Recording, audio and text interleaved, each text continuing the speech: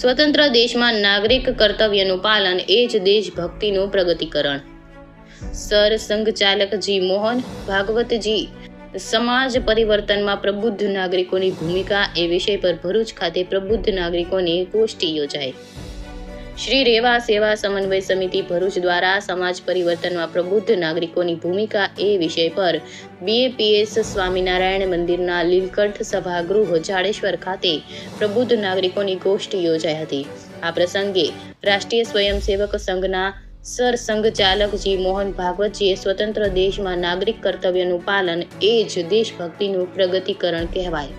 તેમણે આહવાન કર્યું હતું કે સામાજિક સમરસતા, કુટુંબ પ્રબોધનથી સંસ્કાર સિંચન, પર્યાવરણ સંરક્ષણ, સ્વદેશી ભાવ જાગરણ અને નાગરિક કર્તવ્ય બોધના આધાર પર સમાજમાં રહેલી સજ્જન શક્તિ સંગઠિત થઈ કાર્યમાં ગતિશીલ બની સમાજ પરિવર્તનના કાર્યમાં કામે લાગી. તેમણે ઉમેર્યું હતું કે સમાજમાં રહેલ જ્ઞાતિ જાતિના ભેદ દૂર કરવા આચરણ દ્વારા વિશેષ પ્રયાસો થાય, સજ્જન શક્તિનું નેટવર્ક ઊભું થાય તેવા વિશેષ પ્રયાસો કરવા પર ભાર મૂક્યો હતો.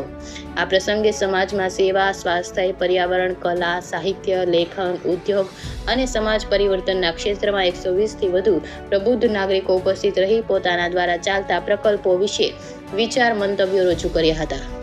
રાષ્ટ્રીય સ્વયંસેવક સંઘના અખિલ ભારતીય કાર્યકારિણી મંડળના સદસ્ય અને પૂર્વ સર કાર્યવાહ પૂજ્ય ભૈયાજી જોશીએ વિષય પ્રસ્તાવના જણાવ્યું હતું કે દુનિયાની સૌથી પ્રાચીન સંસ્કૃતિ અને પરંપરાના આપને વાહક હોય સમયાંતરે સમાજ જીવનમાં આવતા દોષોને કારણે ઉદ્ભવતી સમસ્યાનું સમાધાન પણ સમાજની સજ્જન શક્તિ જેવી કે આધ્યાત્મિકતા, શિક્ષણ, કલા અને ઉદ્યોગ શક્તિના આધાર પર જ નિરાકરણ લાવવાની આપની પરંપરા રહી છે. સમાજના દરેક વ્યક્તિનું જીવન સંસ્કારિત બને અને તેના થકી સમગ્ર સમાજ સંસ્કારિત બનશે. આ પ્રસંગે રાષ્ટ્રીય સ્વયંસેવક સંઘના અખિલ ભારતીય પશ્ચિમ ક્ષેત્રના અને વડોદરા વિભાગના અધિકારીઓ ઉપસ્થિત રહ્યા હતા અને સાથે ભરૂચ જિલ્લાના કાર્યકર્તા બંધુઓ પણ ઉપસ્થિત રહ્યા હતા. ઇન્ડિયા 24 ન્યૂઝ સાથે ચીફ બ્યુરો ચિરાગ ઉપાધ્યાય, ભરૂચ.